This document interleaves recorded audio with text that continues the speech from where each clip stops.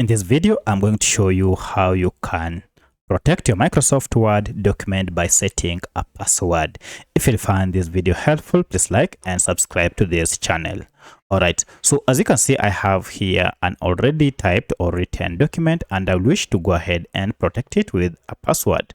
It is important to protect any document with a password if the document contains sensitive or private information.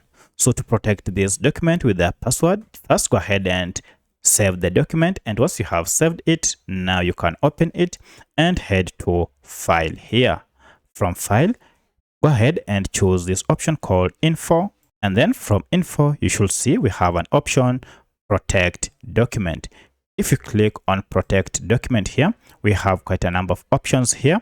Go ahead and click on the second option, Encrypt with Password. Here you are told Password Protect. Here, by encrypting this, it will be protected by a password. So I'll choose this option, and now it's time to set a password.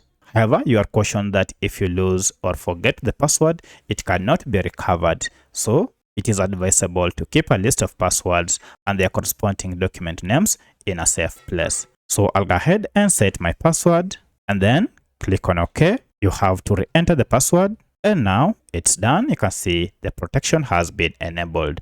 Now, if I go back to the document and then close it like this, first I'll have to save it. So if I close the document and go ahead and open it, so I'll go ahead and click on it to open, you can see I'll be required to enter the password for me to access this document.